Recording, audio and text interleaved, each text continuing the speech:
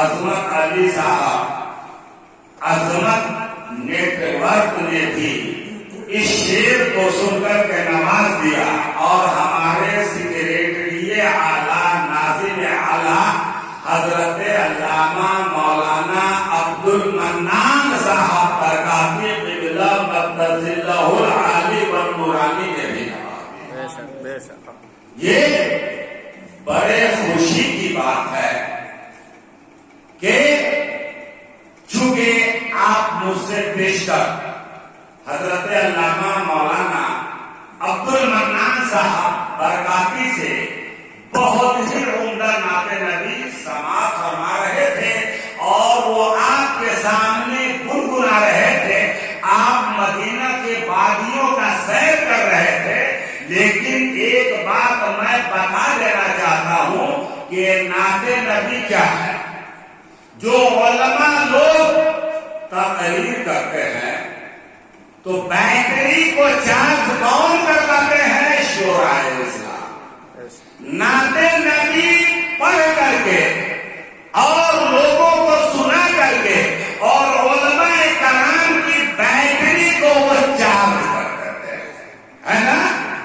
اور اس انداز میں، اس شان میں، اس آنگ میں نعت نبی گنگناتے ہیں کہ علماء کرام کی لو بیٹری چارج ہو جاتی ہے، اور اگر کوئی بیٹری لو ہو جائے، ختم ہو جائے تو اسے گھڑی نہیں چلتی، اسے موبائل نہیں چلتا، لیکن وہی بیٹری جب چارج ہو جائے تو آپ کا موبائل بھی کام کرنا شروع کر دیتا ہے، گھڑی بھی وقت بتانا شروع کر دیتی ہے۔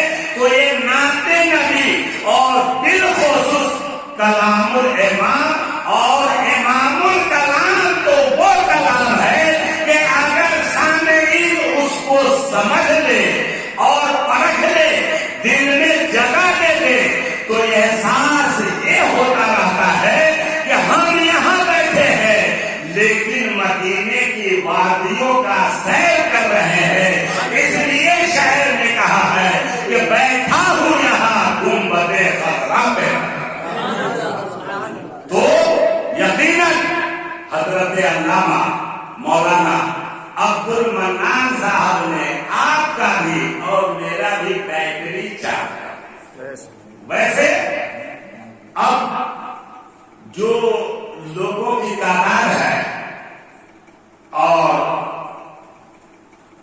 ابھی تک جو آپ کے سامنے ذکر و اذکار کیا گیا ہے نا، تو اس وقت رات جوان تھی، شورا بھی جوان تھے، مقررین بھی جوان تھے۔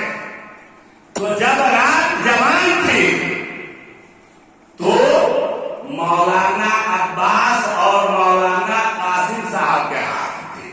جب تک کہ رات جوان تھی اور آپ لوگوں میں بھی جوانی تھی، تو اس وقت کی رات مولانا عباس صاحب اور مولانا قاسم صاحب کے ساتھ تھی، اور اب رات بوڑھی ہو گئی، اب رات بوڑھی ہو گئی تو میرے ہاتھ آئی ہے۔ تو بتائیے بڑھاپے کے عالم میں کوئی کام ہوتا ہے؟ کوئی کام نہیں کرتا ہے۔ تو اب کا جو وقت ہے وہ تقریر سننے کا نہیں ہے، کھانے کا وقت ہو گیا ہے نا۔ اس لیے اندازہ ہوتا ہے کہ جب آدمی کے آنکھ کا پٹ بند ہونے لگے اور منہ کا پٹ کھل جائے تو یوں سمجھ لیجیے کہ اب تقریر یہ سن نہیں رہے ہیں، کھا رہے ہیں۔ منہ باقی کے آدمی کھاتا ہے، بولیے کھاتا ہے؟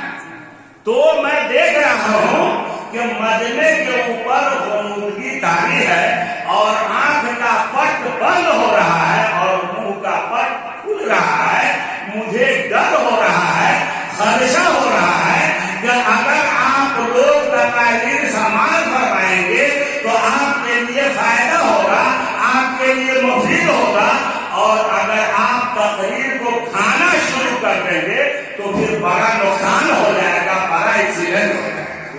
اس لیے اگر آپ لوگ سننے کے موڈ میں ہیں تو آنکھ کے پٹ کھول دیجیے اور منہ کے پٹ بند کر دیں۔ تو میں